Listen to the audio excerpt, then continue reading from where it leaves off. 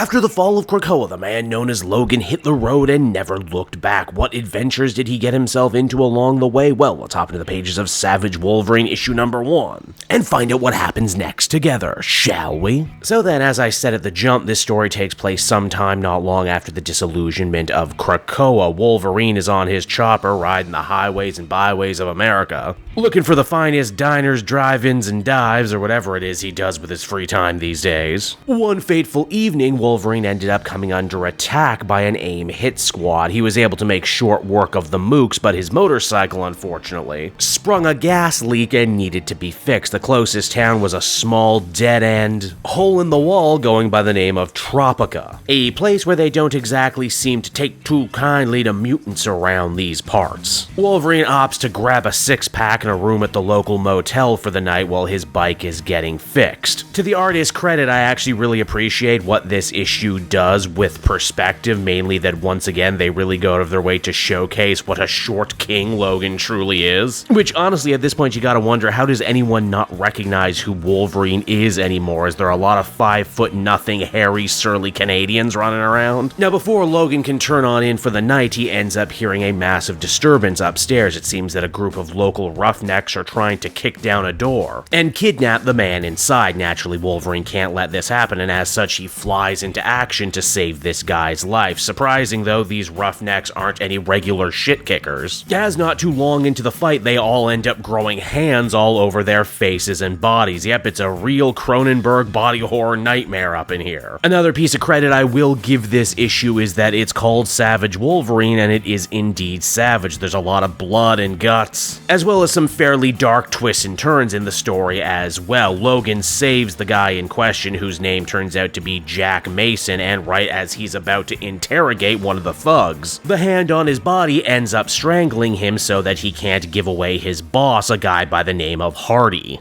As we learn from Jack, Hardy runs the radio station, pretty much the only thing left in this town that still makes it a town. He rose to prominence in the ways you might expect, being an ultra-right-wing grifter spreading mutant fear and misinformation in the Krakoan era. These loudmouth DJs are a dime a dozen in these small ghost towns, but apparently Hardy was good enough that he started getting outside funding from powerful anti-mutant entities. Oh geez, I wonder what real-life podcast bro and/or streamer could he be a stand-in for? Honestly, at this point, it could be any of them, because we live in hell. It's not just the roughnecks who are doing Hardy's bidding either, as not long after, the local police end up showing up with orders to bring Mason in at all costs. As we learn, Mason also worked at the radio station before everything went tits up, and he collected a dossier that he thinks could actually shine a light on all of Hardy's wrongdoings. Wolverine tries to get Jack to leave with him, but he won't do it. Apparently, this guy is also harboring some major anti-mutant ideas even after Wolverine put his neck on the line to save him. Jesus, some people. Wolverine gets shot up by the local PD, and Jack gets ushered into a cop car by another one of those nightmarish flesh monsters. Of course, Logan was only playing possum, and even if Jack doesn't want to be rescued, Hardy and his goons have officially made this thing 100% personal now. And I mean, you just never give a knucklehead a reason for revenge, am I right? Wolverine goes back to the garage and kidnaps the mechanic who was giving him a hard time before, to give him a ride to Hardy's radio station fortress. It's along the way this good old boy explains what actually happened to the town and why they seem to hate mutants so much in these parts. Turns out they blame Krakoa as a nation. He says that this was a good town with good folks. We never knew nothing about no mutants, no how. Well, that is of course until all of our friends and neighbors started leaving to go to live on Krakoa because, well, turns out they were mutants and, well, we just didn't know. And their absence would slowly but surely end up ushering in the end of our town's boom period. And as such, now not only do we hate mutants, but we were even more susceptible to Hardy's anti-mutant radio message. If that all seems like an incredibly dumb motivation and justification for this town's actions, it's because, well, it is. Bigotry is dumb. Racism against mutants, and anyone for that matter, is just deeply illogical. Now more of Hardy's thugs end up pulling up behind Logan and trying to run him and the guy off the road. It seems the closer that Logan gets to the station, the bigger and uglier these monsters become, though they don't exactly get much stronger. Wolverine doesn't really have much trouble dealing with the rank and file creatures, which does make the building of drama a little difficult in this one. Now back over with Jack and Hardy, we learn the villain's true motivations. It seems that all of these horrible skin creatures are his own creations, which he was only able to do because, surprise, surprise, Hardy is actually a self-hating mutant who created his whole radio show and persona to protect himself from persecution. I mean, yeah, that was a pretty obvious reveal, but I will say I actually like how they show what Hardy's powers are. He quite literally can make people part of his body by touching them. The implication being that his hate and propaganda that he spreads via his radio show literally gets inside people's skin and transforms them from the inside out, his face taking the form of tumors. It's a pretty nice effect that works both artistically and literally. Wolverine busts on in to save Jack, and after that it's a simple matter of just fighting their way to the top of the station and ending Hardy once and for all like this was a vampire movie. The hope being that if they cut off the snake's head, all the other people will return to normal. Which, you know, is certainly easier said than done when even Jack himself ends up transforming into a mindless Cronenberg. Now Wolverine takes this opportunity to fight his way up each level of the radio station. Hardy goes full-on villainous monologue explaining himself to Logan. You know, how he's not really a bad guy, he's just a survivor, a guy who was willing to do whatever it took. Surely Wolverine of all people could understand, right? He's the ultimate survivor, and all of these people who he's turned into extensions of himself? Logan's been there too, right? How many Xaviers, how many Weapon X's got inside his head and tried to change who he was from the inside out? Obviously, Wolverine's not hearing any of this and starts cutting through the guy like a hot knife through butter. The only problem is that his powers allow him to keep dividing over and over again like some sort of sick and twisted cell. Wolverine gets overrun and all of the different henchmen end up busting out a bunch of chainsaws to try and cut him into enough pieces that he won't be a threat anymore. In the end, Wolverine is only saved by the surprise intervention of Jack himself. Yes, it turns out Jack Mason was secretly always a mutant. One with light-based powers that he uses to burn away Hardy in his infection. Oh, get it? He's a journalist, the light of truth disinfecting all the lies and propaganda spread by Hardy. Yeah, okay, even I think that one's a little on the nose. This also begs the question, if he was always secretly a mutant, why did he not go with Wolverine when he was given the chance? Well, it's the same reason he didn't choose to go to Krakoa when he had the opportunity. Jack wasn't ready to make peace with his own mutantdom, and he also felt like he couldn't abandon the town he grew up in to people like Hardy. In fact, even now he says he's going to stay and try and pick up the pieces so that Tropica can maybe be a worthwhile town again. Wolverine says that that's going to be a hard row to hoe, but Logan decides to show his support by leaving Jack with what was left of his six-pack before riding off into the sunset. And so that was Savage Wolverine issue number 1, everybody, and ultimately I felt this issue was perfectly serviceable. Again, it doesn't really break down a lot of barriers or tell any sort of X-Men/Wolverine story we haven't heard before. Wolverine himself doesn't exactly have much of a character arc, and newcomers like Hardy and Jack Mason are more caricatures than actual characters.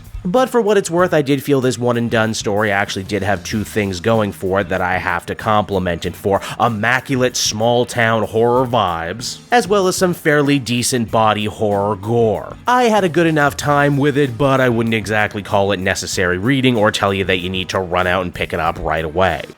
Hey there everyone, it's your pal Cape Joel again, and if you're seeing my face right now, that means you watched to the end of the video, and I'll always be grateful for that. Retention helps in this crazy YouTube game, and so does becoming a patron. If you head on down to the description, you can find a link to my Patreon page. Recently just redid all the tiers, a lot of cool stuff offering up there, exclusive commentaries, exclusive polls, behind the scenes concept art for Capes and Quest. That's the brand new D&D show I've started soon. Never been a better time to become a patron. You can become a patron for as little as $1 a month and help the channel grow and, you know, help me continue to deliver content like what you just saw. So I want to thank you all, and I will see you again next time. Bye-bye.